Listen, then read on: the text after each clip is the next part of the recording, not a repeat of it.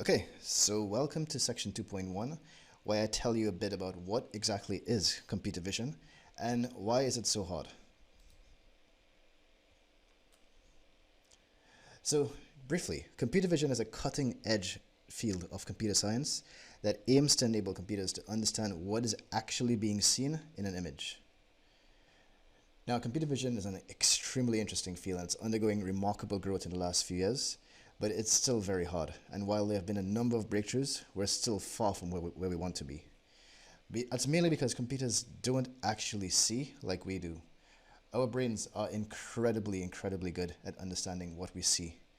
Like, just look at a room around you. I'm pretty sure you're seeing your desk, you're seeing number of items on your desk, you're seeing like walls, windows, I hope, all those things. I mean, we have object detection algorithms that can do all of this, but still they're a far cry from what we can do instantly. And this is exactly how a computer sees an image. What you're looking at right now is a big array. I'll explain what this is later on in the course. But as you can see, computers don't see at all like we do. They just see a bunch of numbers. And there are many other reasons why it's so hard for computers to understand what they're seeing. Firstly, you remember computers see through a camera lens. And lenses have limitations. Lenses have resolution issues. You know about megapixels, like your phone megapixel race. Your phone's currently at like 12 to 20 megapixels for good phones. And also sensors. Sensors are very sensitive to noise. Our eyes can see pretty damn good in darkness. Well, almost darkness, in dark light at least. However, camera sensors have a very tough time of actually dealing with that. And that's why you get what is called noise in these images. And noise basically creates artifacts. As you can see, these little artifacts right here that essentially hide detail in images. And this is an example of a poor resolution camera. This only happens if you zoom up to something here. Okay? Normally our camera sensors are pretty good at capturing major detail right now.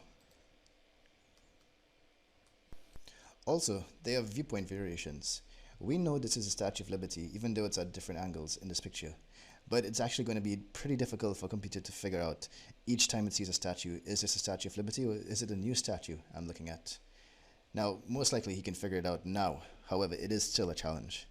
And even this one is just slightly rotated, but it looks a bit different. There's also changing lighting conditions. Objects can look incredibly different. Look at this one. These look like silhouettes and they're brightly lit over here, just from having a simple lighting change. And then there are issues of scale. I think this gives you a good idea of what I mean. Also, this is Taj Mahal from pretty close up, and this is it from far away. It definitely looks like two different buildings. However, we can actually tell it's the same building. Then there's also non-rigid deformations. These are the same animals essentially here, but they're in different poses. Remember, a dog can be curled up looking like this, or he can be on the guard looking like this. So it does look drastically different. And then there's occlusion, where it's basically partially hidden or partially obstructed objects. And then there are issues of clutter. This is an octopus. It's actually a bit hard to see. It's camouflaged by his changing skin tone here. And this is a city, and I assume it's China somewhere. And it is very cluttered. All these signs and stuff. And then there's also object class variation. These are all beds, but beds can take many shapes, sizes, colors, styles. So we know this is one general category, a bed. However, it's, again, think about it from a computer's perspective. Is this a bed? Is this a bed? They look very different. This is clearly a sofa, but it's probably a sofa bed. So you know it's going to be tough for something that a computer to figure out without seeing maybe millions of examples of an object. And then there's optical illusions.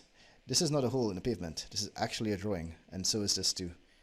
And this can actually either be a vase or a vase, depending on how you want to say it, or two faces facing each other. And yet, despite all those challenges I just discussed, there have been many successes in computer vision. We have very good and very accurate license plate readers technology, and that's been out for quite a while. We have basically very good OCR and even handwritten digit recognition. In many sports, like in cricket, there's Hawkeye, and then it's like in tennis, there's all these like ball projection stuff, ball tracking stuff in football now. It's quite good. And now, especially with self-driving cars around, we have very good object detection algorithms that can tell what's a pedestrian, what's a stop sign, what's a road, what's a lane. And for those of you who play a lot of video games, Kinect is actually basically a computer vision based device that looks at you and knows how your body is posing. And of course, there's like Snapchat filters and all that fun stuff on mobile phones. All of those things involve computer vision and have been quite successful. Okay, so that's it for this chapter. We're now going to move on to what exactly is an